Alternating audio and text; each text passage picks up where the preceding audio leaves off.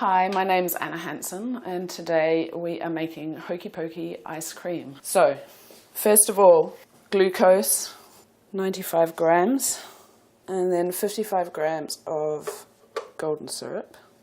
And this goes on the stove. Okay.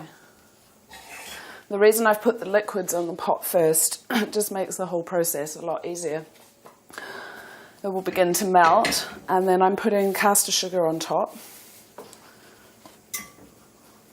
I'm now just going to leave this over a high heat until the ingredients begin to melt and bubble, which I'll show you in just a second. Hokie Pokie is a New Zealand national dish, Hokie Pokie ice cream in fact.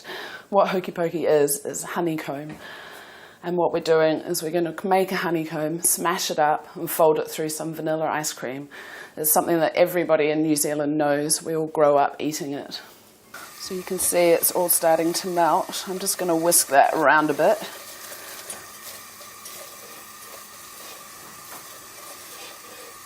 To get an even consistency. And then just leave it again.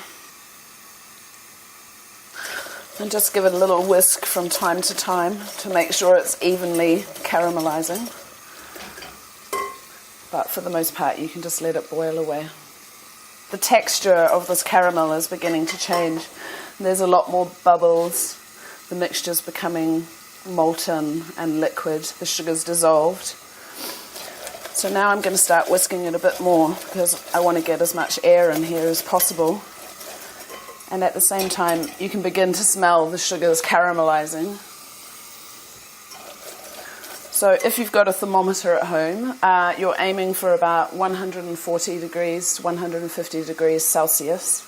But if you don't have a thermometer, it's not a big deal. You just need to be smelling the aroma and looking at the color. So as basically the bubbles are starting to get bigger and it's beginning to smell more like a caramel and look caramel. And as it gets a little more golden, I think that's ready. You do this. I've got some baking soda, which I've whisked. I'm just going to throw that in there and quickly whisk. Look, that's exactly how it should be. You pour it into a parchment lined tray. Don't pour it straight into your dish because it will stick and you'll never get it off. So, that's the Hokie Pokie part of Hokie Pokie ice cream. So, the Hokie Pokie, it's cooled down now and it's become solid. Now for the fun part. Peel off the paper and then, with the utensil of your choice, but I prefer a rolling pin, you can smash it apart. And look at that, it's fabulous honeycomb. This will keep really well for, well, quite some time, a couple of weeks I guess, stored in an airtight container. So what you don't need first time around, you can save for another day. I'm just breaking this into small pieces so that I can then fold it through the ice cream. If you've got an ice cream machine at home, follow the recipe for the vanilla ice cream and the Hokie Pokie ice cream recipe. But for those of you that don't, here is a top tip. Just buy a good quality vanilla ice cream.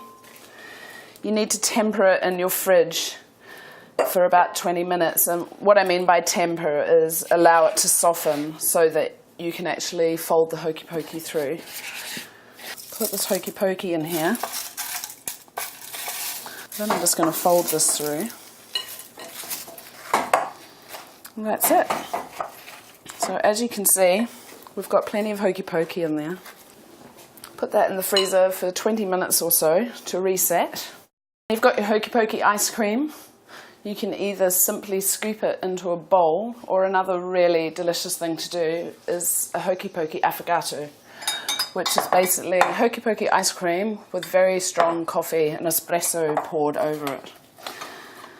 So I don't happen to have an ice cream scoop to hand, so I'm going to Cornell this. I've got some super strong coffee and I'm just going to pour that over the top. Delicious.